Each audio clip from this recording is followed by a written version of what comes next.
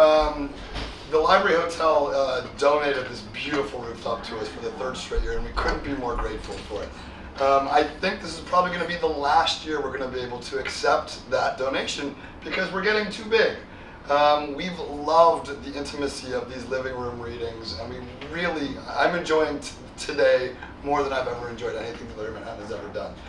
Before we go on to the next speaker, and before Caitlin makes the introduction, I'd just like to encourage everybody to kind of come in here. We don't have a PA. There's no microphones, so it's really kind of a living room atmosphere. And in order just to make sure that we're able to hear the reading, I just would like to encourage everyone to kind of get in like a family here in the living room. So anyways, Caitlin, please take it away. Thank you so much, David. It's wonderful. So last but certainly not least is Joyce, and Joyce Johnson's new biography of Jack Kerouac, The Voice Is All. It gives his detailed account of his New York years between 1943 and 1951. And her well-known memoir, Minor Characters, which won a 1983 National Book Critics Circle Award, tells her own coming-of-age story in New York and her involvement in the Beat Generation as well. And her 6 other books all have New York settings, of course, and they include the novel In the Night Cafe and the memoir Missing Men. And her work has been featured in many prominent publications, including The New Yorker and Harper's and Vanity Fair. So Joyce, thank you so much for being here.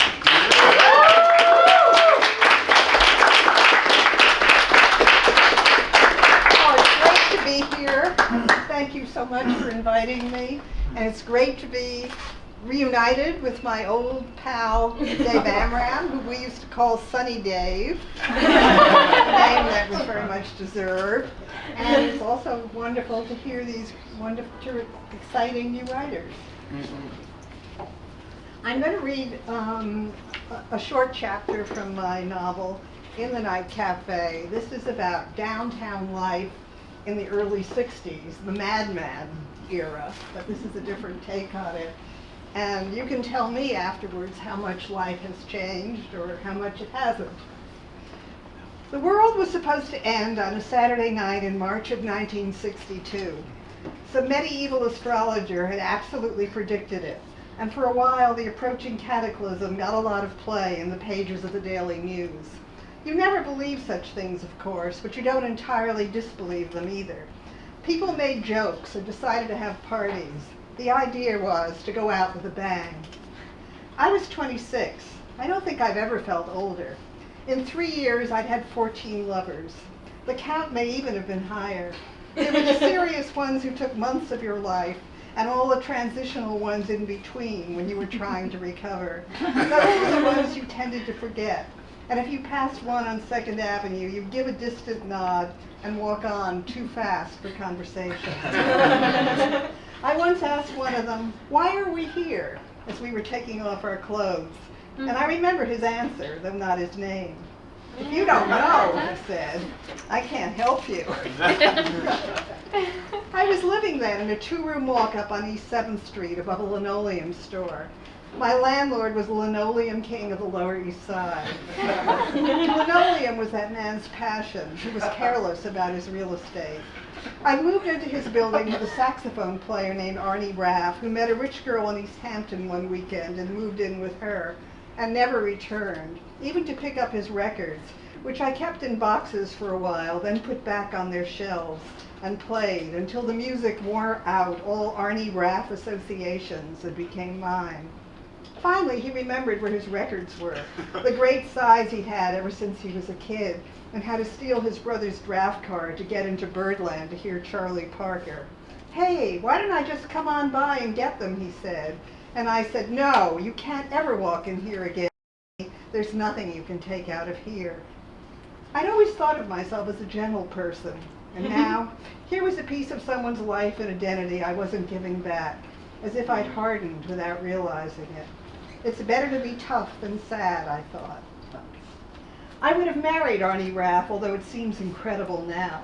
The illusion of kindness was in the chestnut color of his hair and eyes, and the warm, Russian-looking mustache over his lips, which hid, as it turned out, a small mouth of real meanness.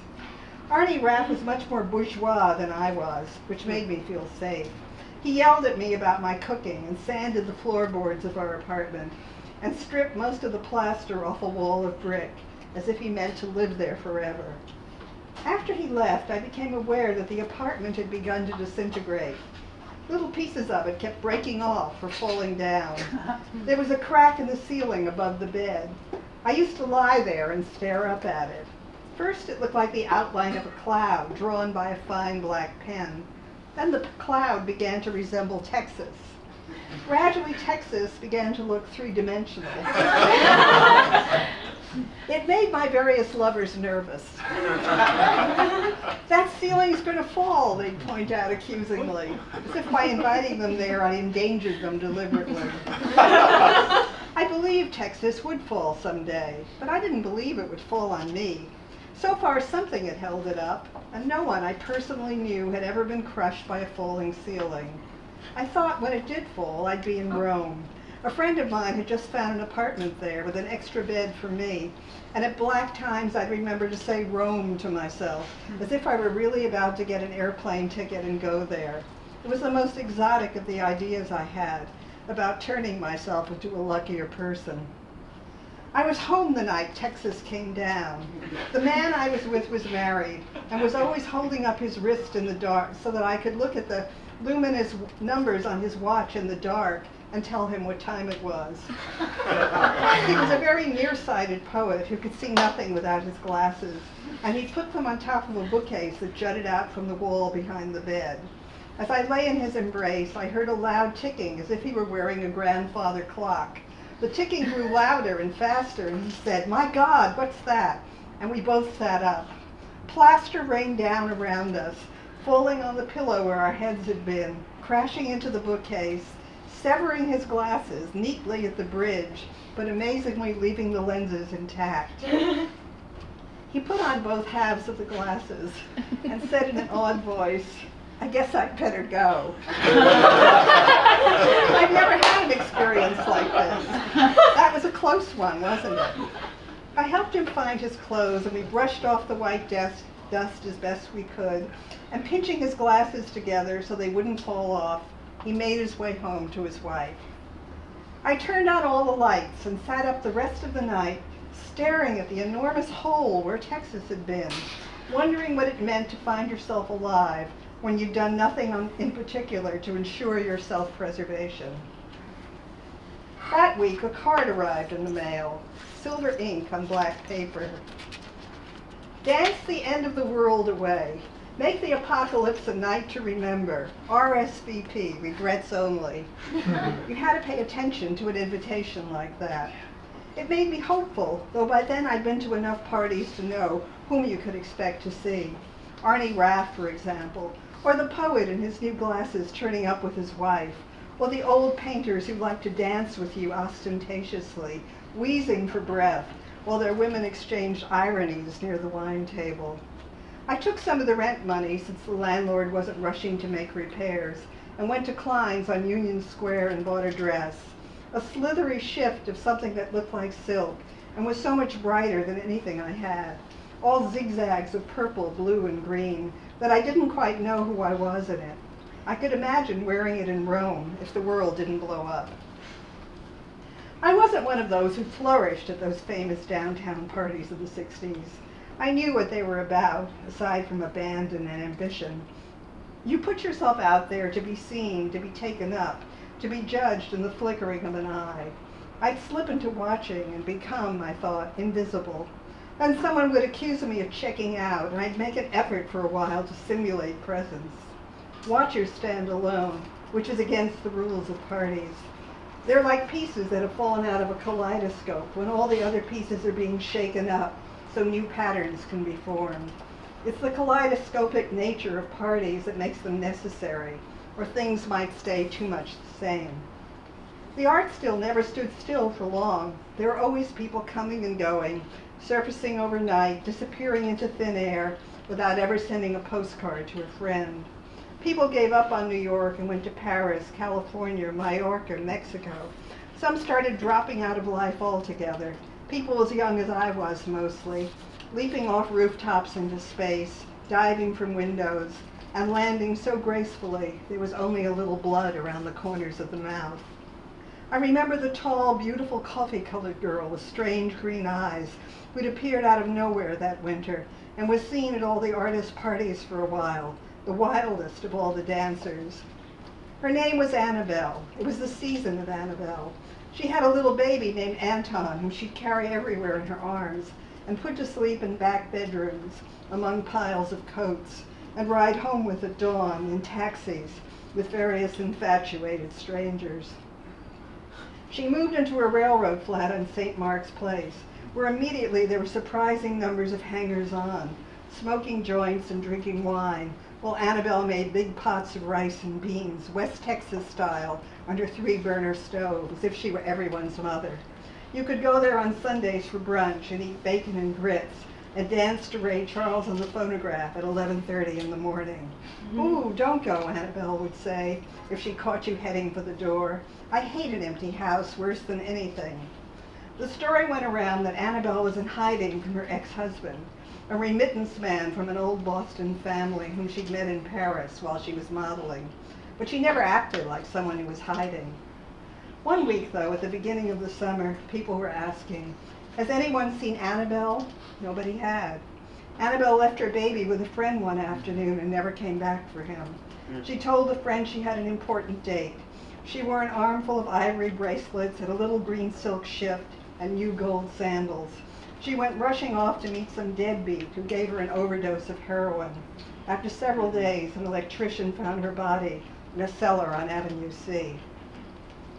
I realized later that in an indirect way, Annabelle helped to change the direction of my life, though I might never have thought it if she hadn't died the way she did.